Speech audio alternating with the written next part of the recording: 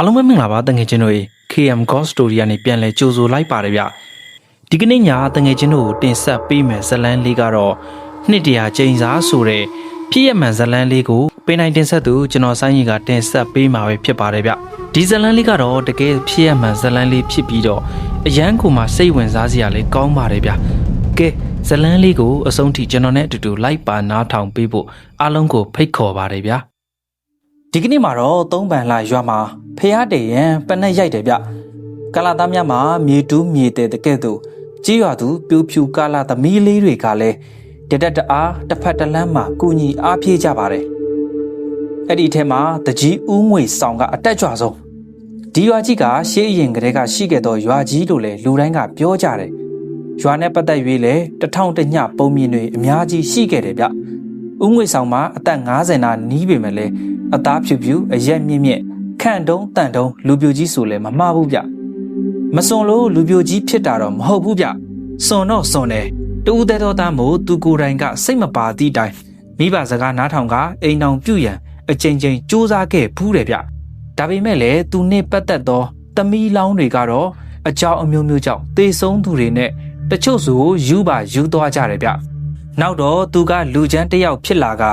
ဘယ်သမီးရှင်ကမှမဟတ်ဆက်ရဲတော်ဘူးဗျဦးငွေဆောင်ရဲ့မိဘဖြစ်သူဦးငွေရှင်နဲ့ဒေါခင်စောင်းတို့မှာပစ္စည်းဥစ္စာဒနာလွန်စွာချမ်းသာတယ်ဗျ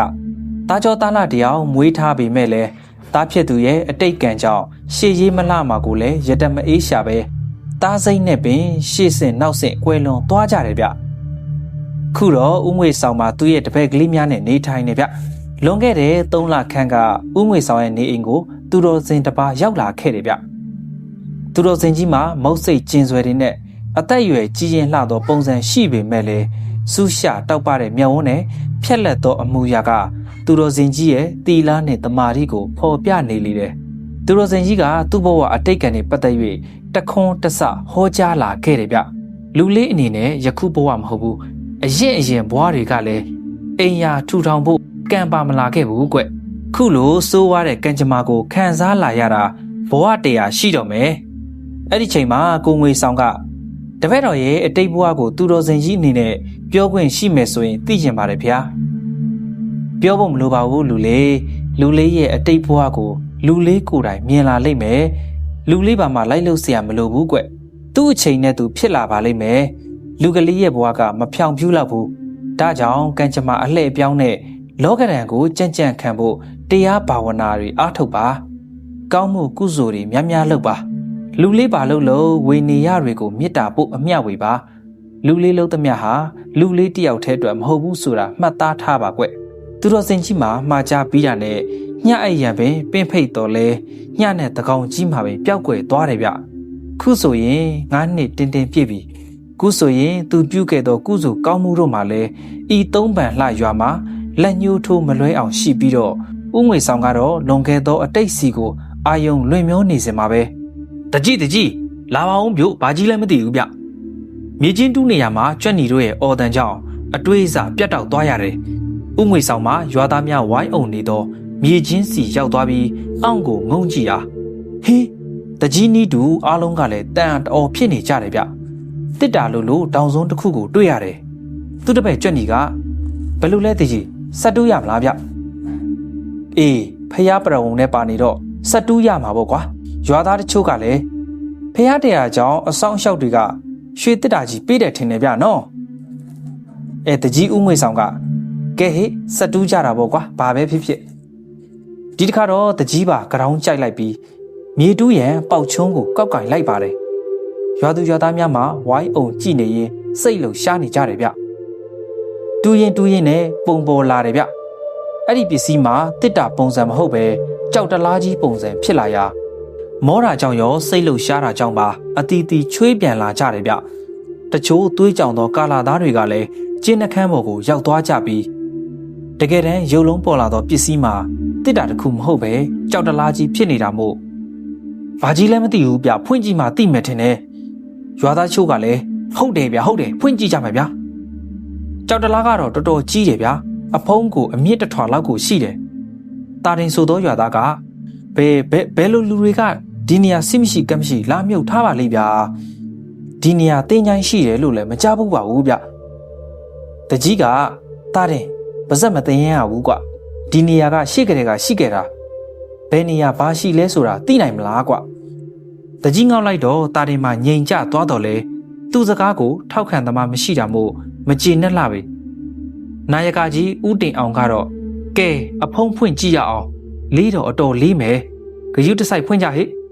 ဖယားပတ်နဲ့ရိုက်ရမှာကြောက်တလားကြီးထွက်လာတဲ့ဆိုတဲ့သတင်းကတရွာလုံးကိုတခဏချင်းပြန့်နှံ့သွားတာမို့လာရောက်ကြည့်ရှုသူများဝိုင်းအောင်သွားတော့တယ်ဗျတာတင်ကြွက်နီတို့အပေါင်းဝင်ကာလာသား10ယောက်မှကျင်းထဲတွင်နေရာယူလိုက်တယ်ဗျတကြီးကကဲ1နဲ့3ဆိုတပြိုင်တည်းမှမယ်နော်နာယကကြီးကလူ10ယောက်နဲ့မလောက်ဘူးကဲခွေးပူးတို့အဖွဲဆင်းရက်မနေနဲ့ကွာနာဂကြီးပြောတော့မှတလားဆိုသည်နဲ့ကျင်းပေါ်ရောက်သွားတော့ခွေးပူးတို့အဖွဲမှာမနေတာတော့ပဲပြန်ဆင်းလိုက်ရတော့တယ်တကြီးကကဲ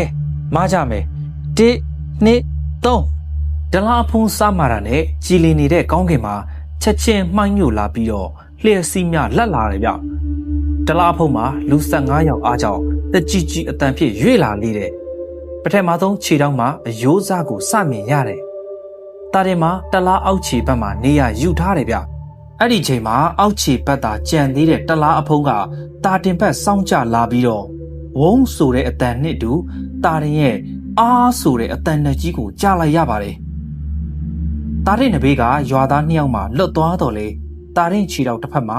တလားဖုံးအောက်ကတ်နေလေတော့တယ်ဗျအာကဲကြပါဦးကျင်းထဲကလူအများစုကတော့တလားတဲကိုအရင်မကြည့်အားတလားဖုံးအောက်မှာတာရင်ကိုခက်ခဲပင်ပန်းစွာဆွဲထုတ်ဖို့အရင်ကြိုးစားကြတယ်ဗျ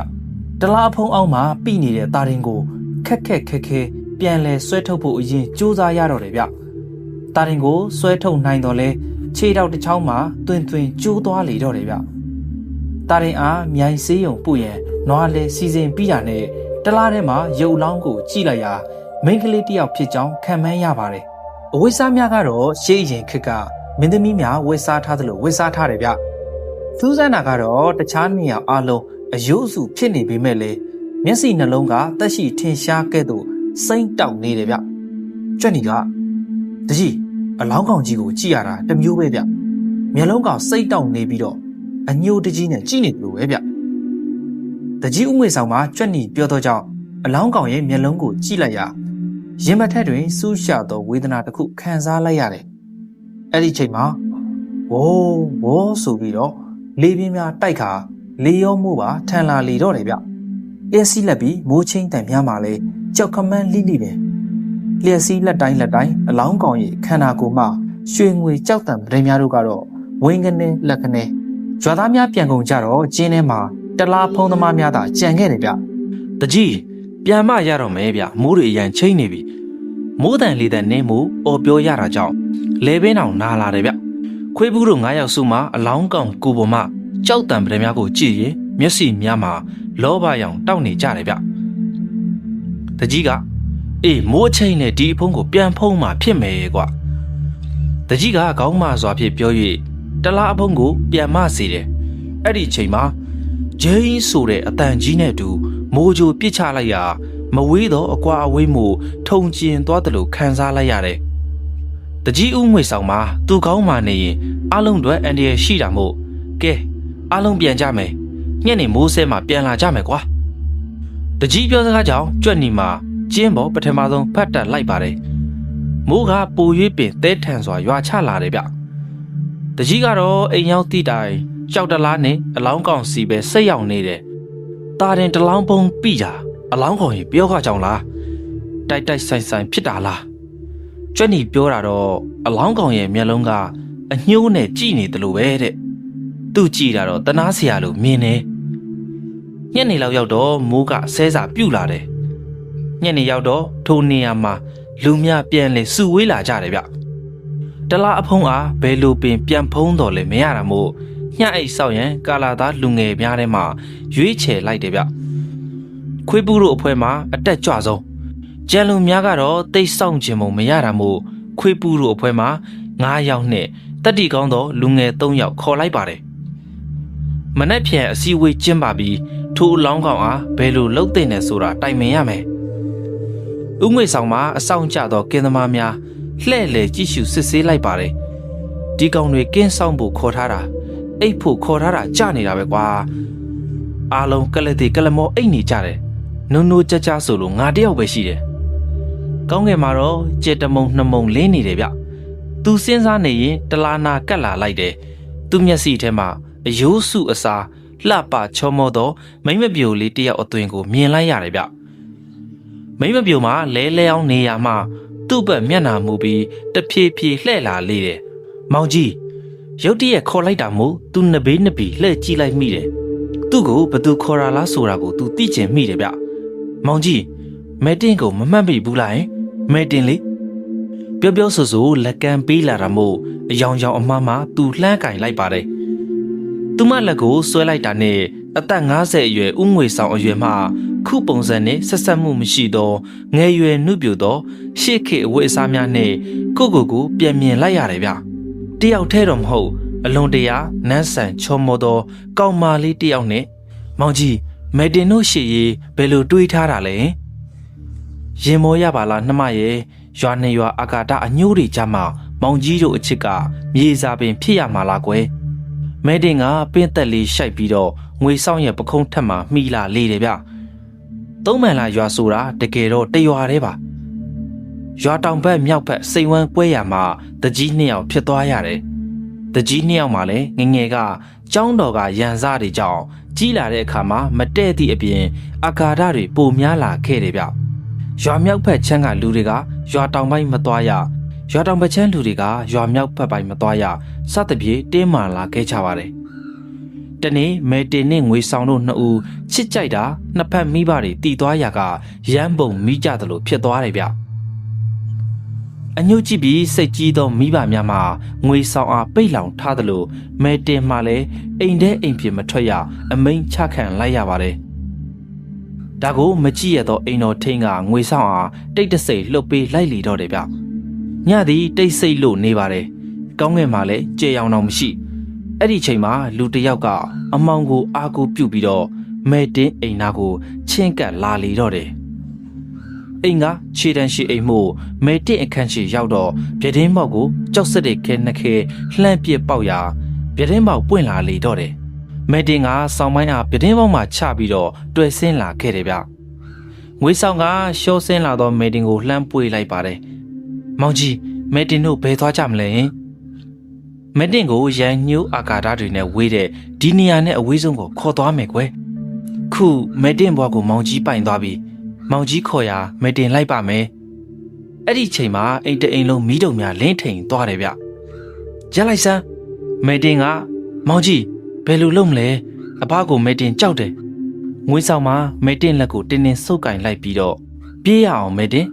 သူတို့ချစ်သူနှူရှေ့ကပြေးတကြီးနဲ့အဖွဲကနောက်ကလိုက်နဲ့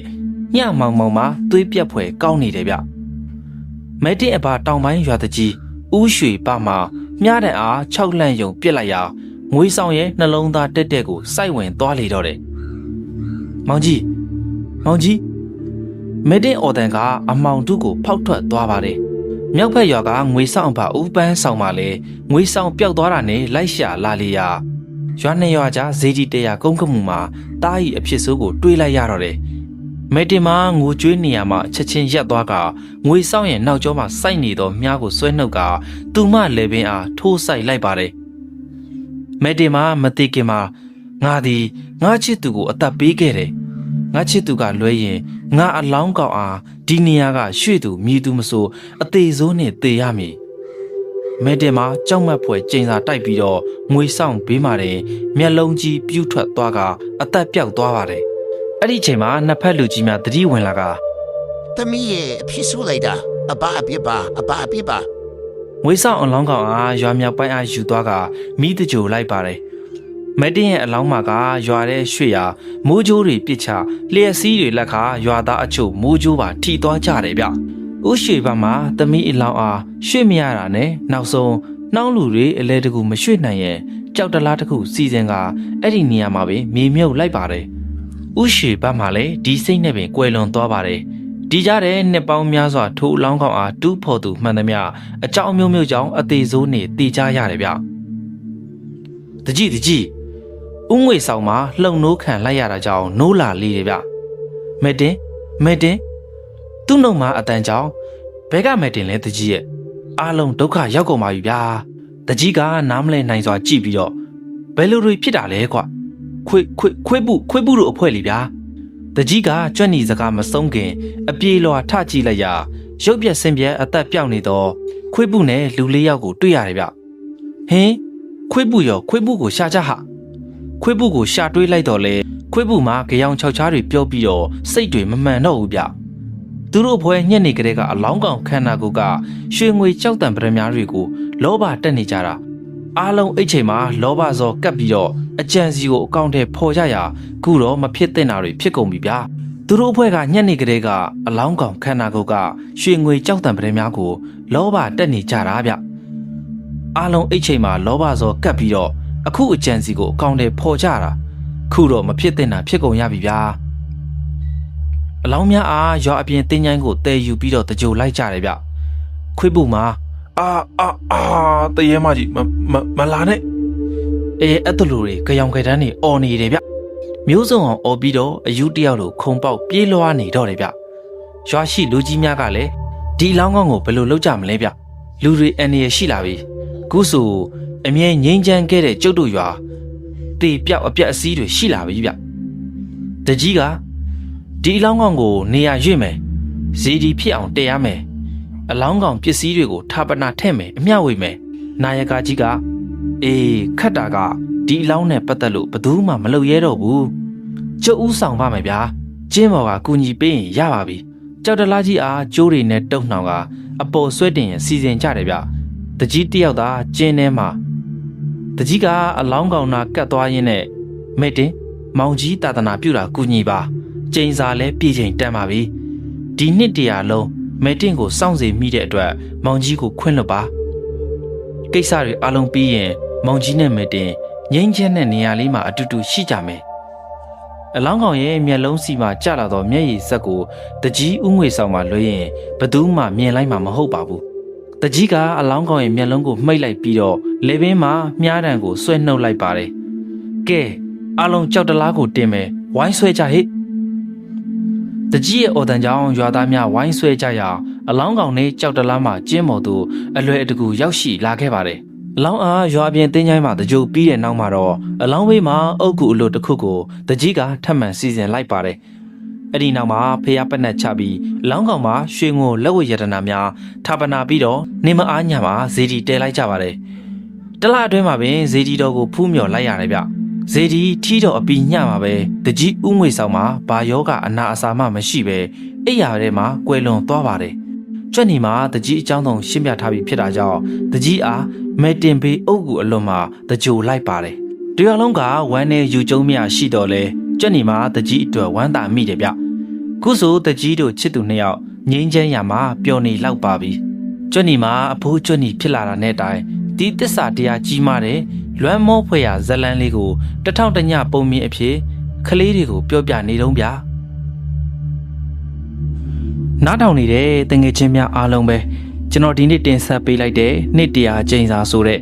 ဖြစ်ရမှန်ဇလန်းလေးကတော့ဒီလောက်ပါပဲဗျနောက်ထပ်လည်းဒီလိုကောင်းမွန်တဲ့ဇလန်းလေးတွေကိုရှာဖွေတင်ဆက်ပေးမှာဖြစ်တဲ့အတွက်ကျွန်တော်ရဲ့ channel လေးကို like နဲ့ subscribe လေးလုပ်ပြီးအားပေးခဲ့ပါအောင်ဗျဇလန်းလေးကတော့ဒီလောက်ပါပဲဗျနော်အားလုံးပဲကိုစိတ်နှဖျားကျမ်းမာချမ်းသာကြပါစေဗျာ